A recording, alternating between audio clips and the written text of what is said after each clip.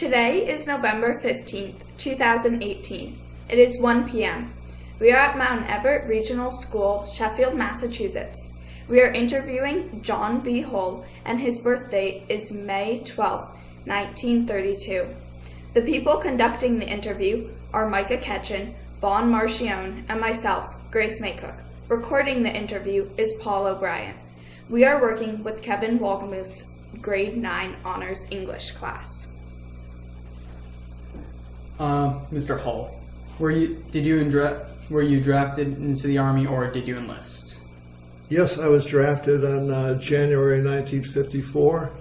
Everyone at that point in time military service was compulsory. So if you weren't drafted, you would join.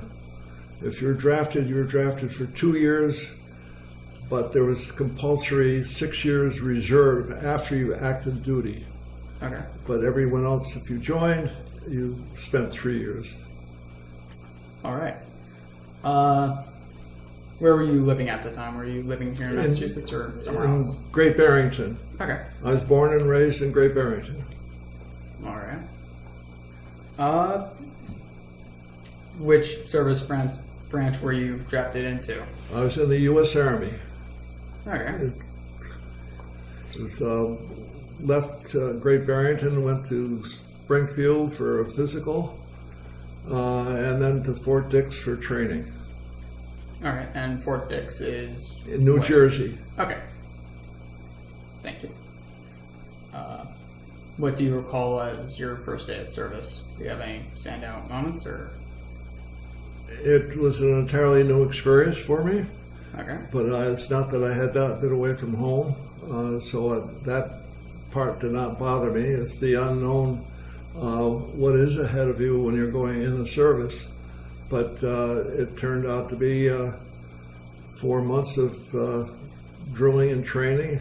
And when I went in the Army, I weighed 290. When I got through with basic training, I weighed 217. And they kept on having to supply me with new uniforms because my other uniforms were too large. So that, and then from Fort Dix we moved onward after that. So. All right. What were your boot camp and training experiences like? Experiences? In boot camp. In boot camp. Getting up earlier than normal and exercising more than normal, marching, learning how to do certain things. When you enter the service, you were tested about everything. How smart you are and what field is you're best suited for after your basic training. And the only surprise I had, I started running into people that I knew. Specifically at grade school in Great Barrington, one of my fellow grade school classmates was a rifle instructor at the range at Fort Dix. So I said, and we both said, "What are you doing here?" So we said that was easy to answer. So, but the other experiences after Fort Dix, I don't know if you want to go into that part right now, but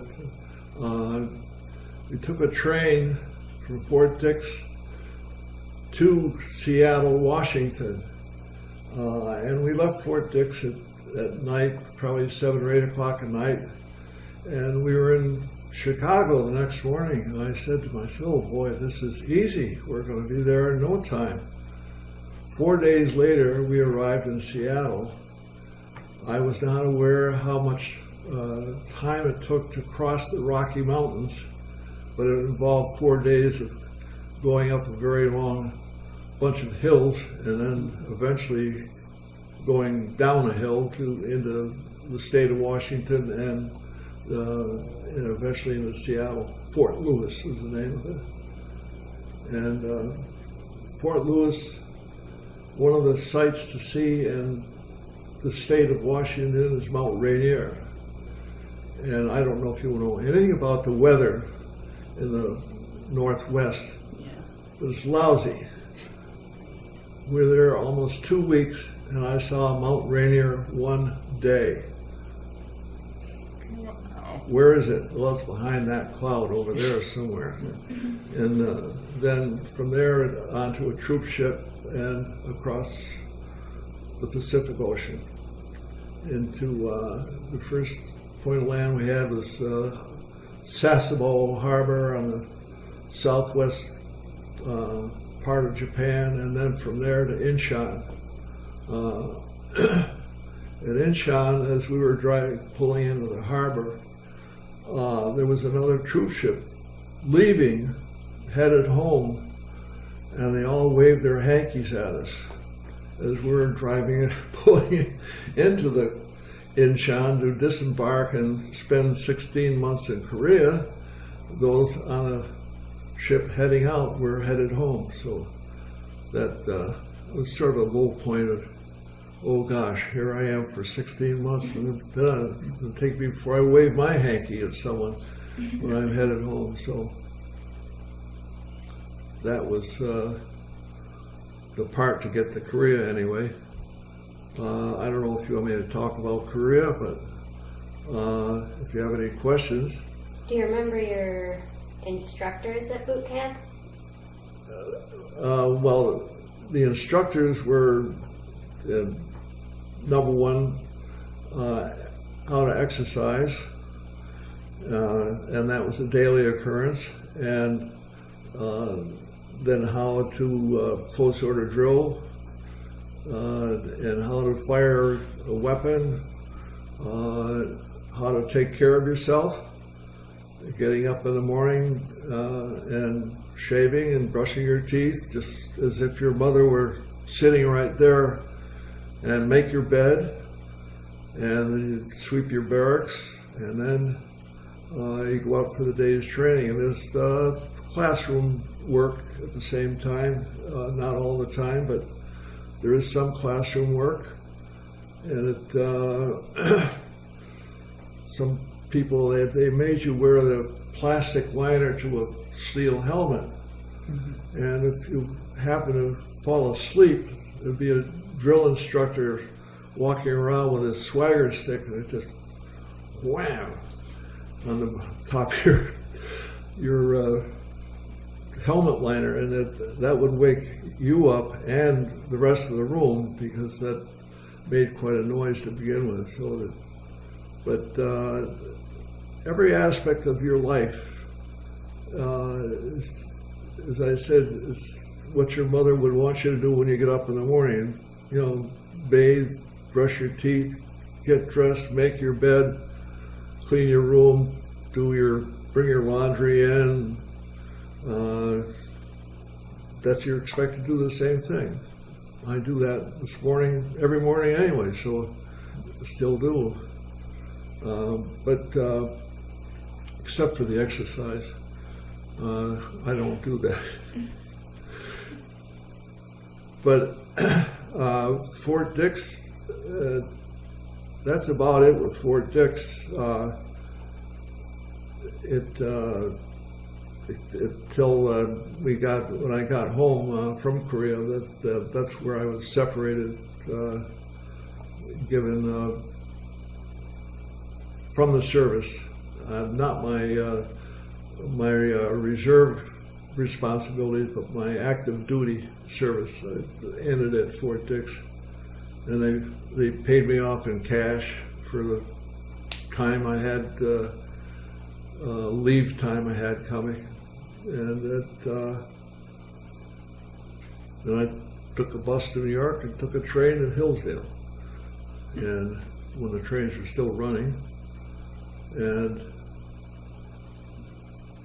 that was it as far as the Fort Dix. As far as Korea goes, it was sort of an unusual. I was in the Ordnance Battalion, which has responsibility for all motor vehicles, all weapons, and the repair of those supplies And I was in a battalion headquarters company. We had a supply company and 3 repair companies. It's like 3 different repair shops scattered over this area, and they all counted us for whatever we needed to have done, or supplies from our supply company.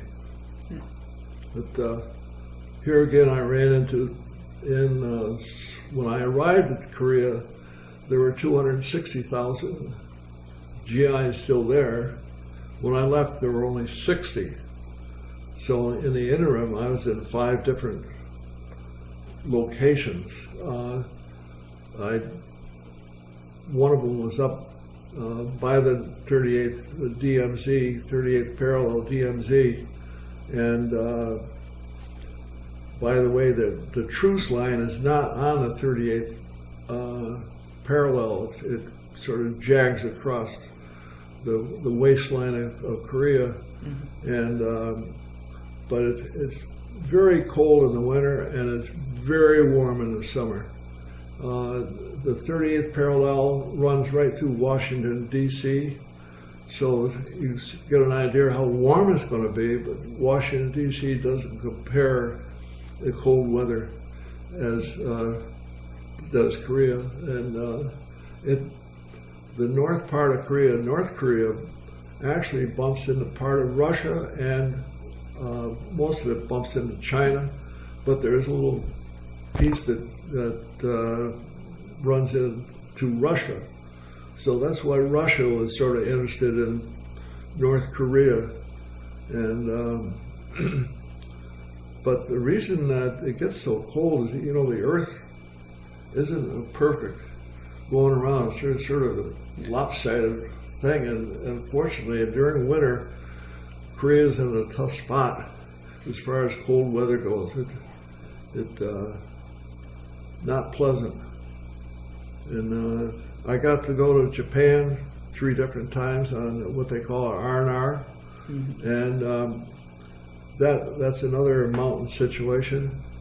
In Tokyo, you could see Mount Fuji, which is a very well-known volcano site, and I happened to go there again in the early 90s on a trip, and there was no Fuji. All the bad air had engulfed it entirely. So I was never again to see Mount Rainier or Mount Fuji. I did see, flew from up to Seattle once, and the pilot took us over Mount St. Helens. And I don't know if you've ever flown over that. That is amazing. The entire side of this huge mountain is just scattered somewhere. I don't know where, but it's not Korea. But I don't know why anyone would invade Korea. It's not pleasant there. They don't have that many natural resources. So you've got to think it's a political situation for someone. I want that. And why they want that, I don't know. I wouldn't want that. It's not a good thing. We have a couple other notes here. Anyway, you know, the troop ships are an unusual gathering. There's 3,000 in a troop ship, on the 2 troop ships I took. And so we were in the hold. What used to be the hold for cargo is now a hold for stacked 4-high bunks. And if you're smart, you took the top bunk. Because if you didn't, if someone were sick, you're in the wrong spot. So maybe that's not the right thing to talk about, but the 4-high, take the top bunk. I did happen to serve when I first went on the service. Basic training went through people from Litchfield County. Litchfield itself, Torrington, New Milford, and then somehow we got separated when we arrived at Fort Lewis, and that's the last I saw of it until I was in Seoul, Korea once, and I ran into one of them, and the entire group was in the Seoul City Fire Department. And most of the fires they went to were gas line, slicky boys, they call them, trying to steal the gas out of a pipeline, so they'd start chiseling away and then poof, and there's a gas line fire. But anyway, my future brother-in-law that's where I met my wife, so through him. They came from New Milford. So another thing that was an experience, I don't know if you ever saw the movie Tea House of the August Moon. You ever seen it? It's very funny. It's about this being people, Army being in a Tea House of the August Moon. That's Okinawa. Camp is trying to reorganize, re-Americanize the residents of the town. The people were doing it. He thought he was doing it one way, and the people would let him do that another way, but somehow bend it so they got around to his way of thinking. But it's really a funny thing. Funny, very funny play. And we had a quick reunion in New York City after we all got back, and we went to a show, a Broadway show, Tea House of the August Moon. Mm-hmm. And we're in the front row. I don't know how we got those seats, but we were laughing because we knew the exact mindset of the Okinawans. We knew exactly what they were up to, and whereas the American officers were says, "Oh yes, we'll do this. Yes, that sounds good to me." And of course, they knew what they'd go ahead and do, what they'd start to do, and it's really a funny thing. So after the performance, David Wayne, the star, came over and bowed to us because everyone was going shh, shh at us because we were howling with laughter. It was really fun to see. So anyway, any questions? Were there any casualties in your unit?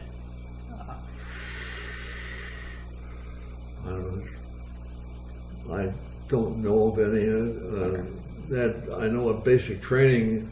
There was a swimming pool at Fort Dix, and one of our guys in our company drowned. But that's about it. No. Not to say that there weren't. It was not a friendly spot to be in right after the war because there's no jobs. I mean, the place, there was a, from just above the 38th parallel to just below it, back and forth 3 times, so there's not much left. Well, the further you got out of Seoul, the more you'd run into these Bailey bridges, which are bridges you can put up in no time, and it'll take quite a bit of weight, traffic, and those are new. But that's about it. I mean, the trees, one of the things, nothing was thrown away. It took, everything arrived in cans for eating, peanut butter, jelly, beer. So what they do, the Koreans will snip out the tops and then snip up the side and flatten it out, and they make shingles or siding with it, which is, waste not, want not. They put everything to it, except use everything in the pig except the squeal, in the point of view, and it's really something. There wasn't much left, and it wasn't, when you left your outfit, one of the first outfit I was in was up above the 38th and sort of in the countryside. You always took a weapon. but I never had to use it. And when I moved to Seoul, I turned it back in, so I didn't need it. All right. No, I can't think of anyone that's injured. One thing is one thing I did do when I was in Seoul, there was a congregational minister in Great Barrington, Fred Spiker, and he had just come out of the army. He was a chaplain in Seoul, and he was working with a congregational church in Seoul. And so I became the new liaison from Great Barrington's relief packages to the Seoul, one of the churches in Seoul. So but that's what he did. There was other people made a secondary living. They had a Sears Roebuck catalog, so they opened up a dress store. They did quite well. They'd get paid for it, and whoever was running the show would make a little money on the side other than what is the GI paycheck or GI cash check, whatever it was. So, but that was anything that. Your job was ordnance, so you. I what would. specifically did you do? Were you People mechanic? reported to me the number of vehicles that were in for repair and why they were in for repair, and when they expected to. How many did you repair yesterday, and when do you expect to get things repaired now? And I'd report to the regimental headquarters, and they'd report to division headquarters, and they'd report to 8th Army headquarters. That's sort of, it turns out that the man I was reporting to in regimental headquarters I had met and known before. It's funny, always running into people no matter where you are. And I don't know if you've had that experience anytime, been away and said, "Oh, hi, how are you? It's good to see you." And that happens more than you'll suspect. Will happen more than you'll expect. It'd be a total surprise. Were you ever awarded any medals or citations? I got the usual good conduct, service in Korea medal, and no, that's a Marine medal more than anything else, a sharpshooter. But I think I got 3 or 4 things. It's no big deal. I've got no blue ribbon around with stars around my neck. That's for certain. That never happened. So no, so no awards other than showing up for work when I was supposed to. I think as John Wayne said, the movie actor, be on time and know your lines. So that's what you're supposed to do.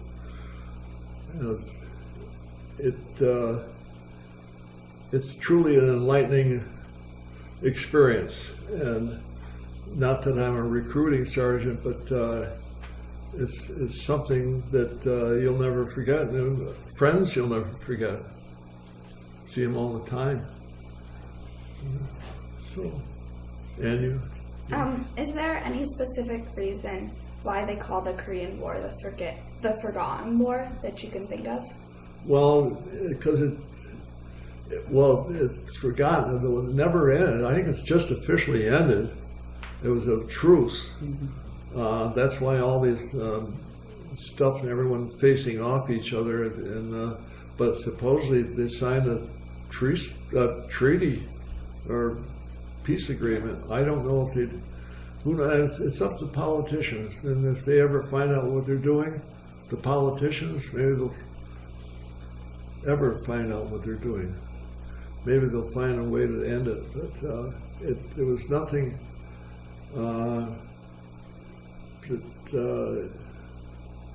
forgotten in a way. I suppose you could say that. It lasted 3 years.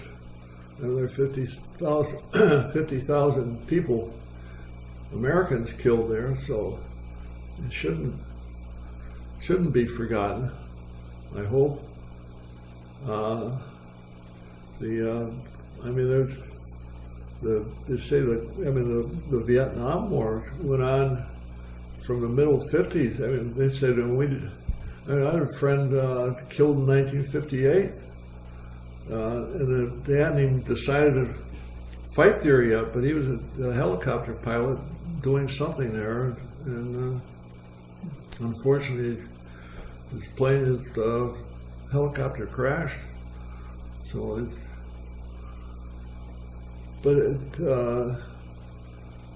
anyway, you'll make friends that you'll never forget.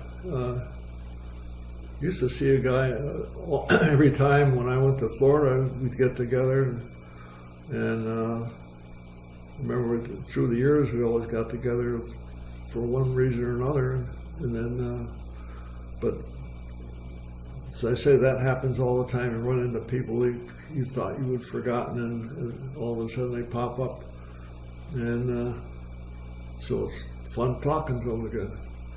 Go. Did you and your friends ever do anything humorous or pull any pranks while you were in the service? Did you and your friends ever do anything humorous or pull any pranks while you were in the service? One does not prank in the service, not if you're smart. It's I don't know. I can't think of anything. I mean, it's not worth it. Because number one, it could, if it's a prank, sometimes that ends up in a serious injury. Then you're in real trouble. You don't want to, someone cause an injury to someone because of a prank.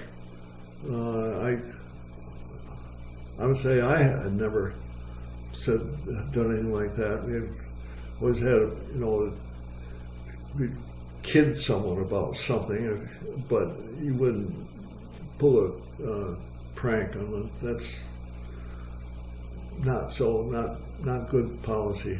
Nothing doesn't work. All right. What was the highest rank you obtained while in the Army, or did you?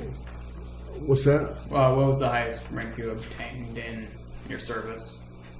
I still didn't understand. What was your highest rank? Like what? Oh, my at rank? The time of, yeah. I got PFC, one striper.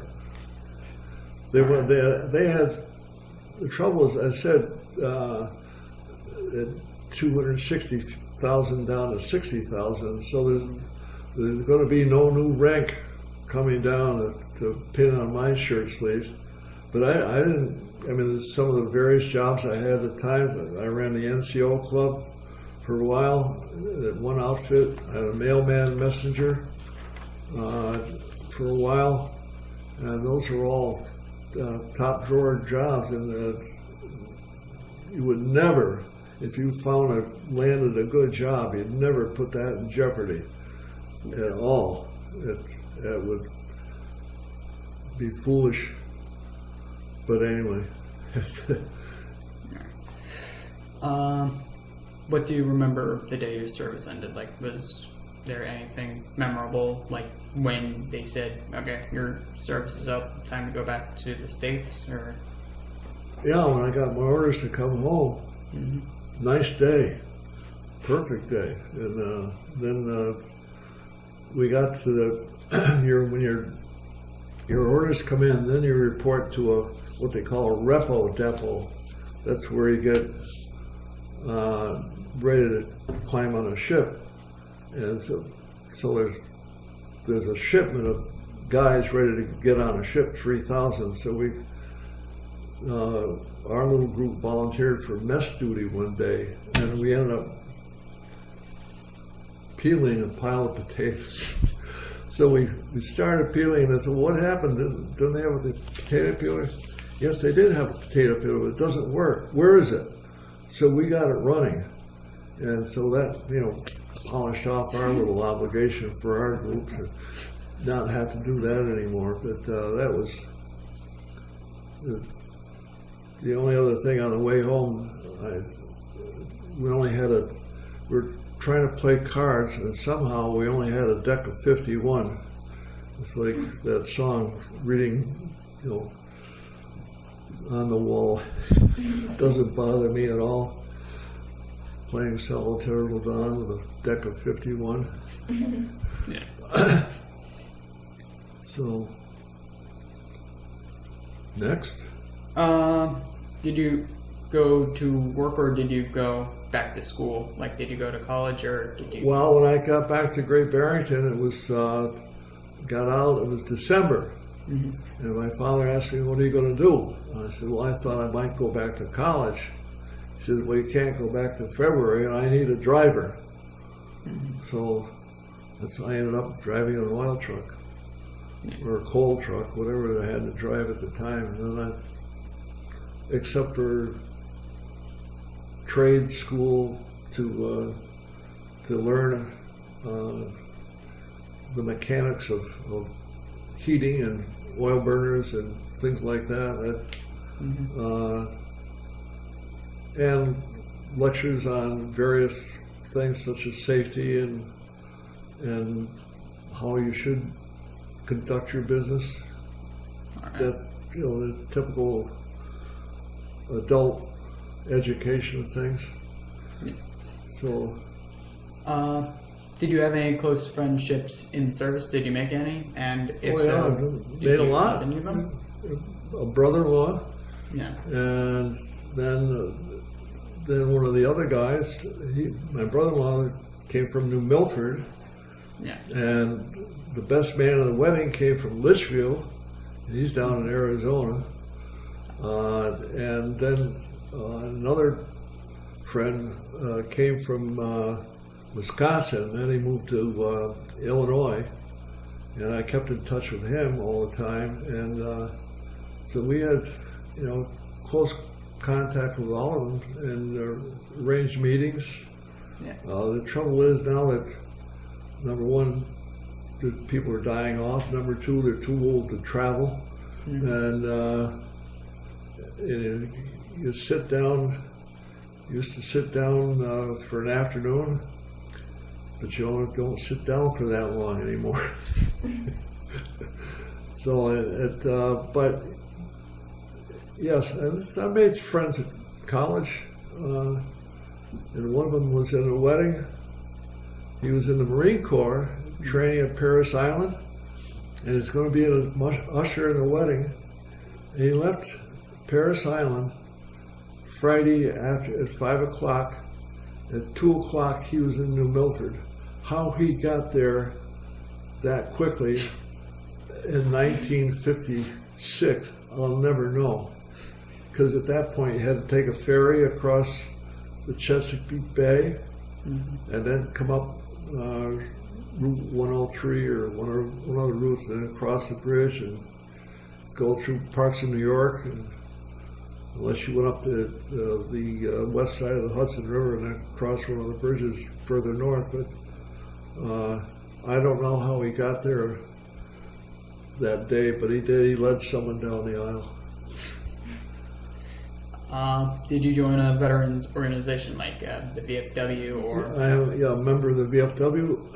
Had dinner with Mr. Ketchum Sunday. We're sitting right next to each other, the usual customary group at the table. Yeah.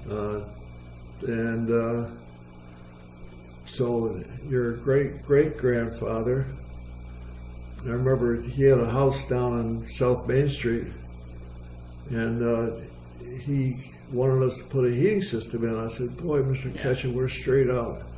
And he said, I've been buying coal from you for 60 years. You better get started. I did. I started it that night myself and got a lot of it done so that we could finish it. But, get in there and do your bit. So I did. I don't know what else. I mean, friends, and they said they're running at the VFW dinner. There's one less table every year, and that's not a good sign. But they used to fill the building, standing room only. Not anymore. I think there are 24 people there Sunday. Not enough to say so, but anyway. Anything else? Did your military experience influence your thoughts about the military? I'm still. Did your military experience influence your thoughts about the military afterwards? There's nothing wrong with it.